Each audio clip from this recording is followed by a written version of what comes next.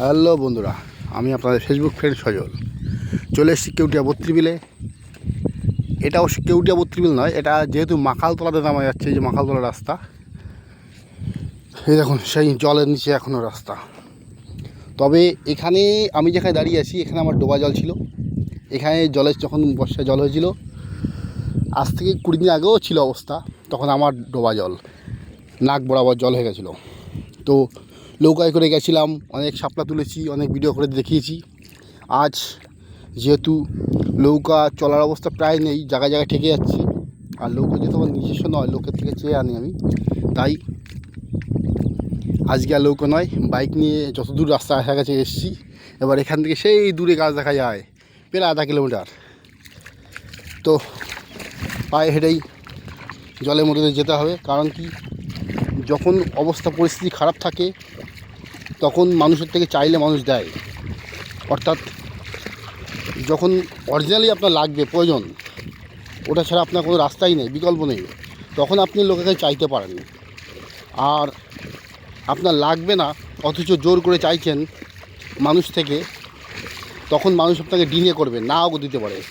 কারণ সে বুঝবে যে আপনি অবহেলা করছেন, এই আর কি মারছেন, বা আপনার এখন না হলেও চলবে, তাই সে আপনাকে না দিতেই পারে, তাই না? এর জন্য যতক্ষণ আপনি পারবেন সক্রিয়ভাবে নিজের কাজ নিজে করুন। কেউর কাছে চেয়ে বা দান বা দয়াভিক্ষের দিকে লক্ষ্য করে নয়, নিজের জীবন এগিয়ে চলুন, নিজের ক্ষমতা নিজের গতিতে।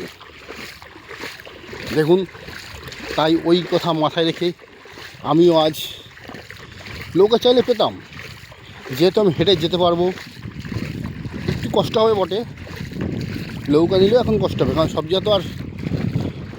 দেখুন, আমি হেঁটে এসছি অবধি, এই আমার গাড়ি, চলে আসবো, দেখতে দেখতে চলে যাব।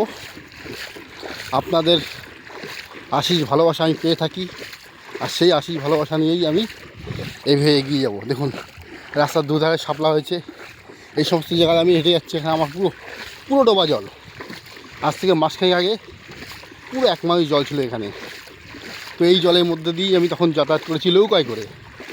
আজ আমি নৌকা চাইনি কেউ থেকে, চলেছি নিজেই আপনাদের ভালোবাসা নিয়ে। তাই দেখাতে, দেখুন, জলের মধ্যে কোনো ভদ্রলোক সাইকেল নিয়ে চলে এসছে, দেখেছেন? জলের আওয়াজ হয়তো শুনতেই পাচ্ছেন আপনারা। এই মিষ্টি মধুর আওয়াজ শোনানোর জন্যই আমি আপনাদেরকে একটা কন্টেন্ট করে দেখালাম।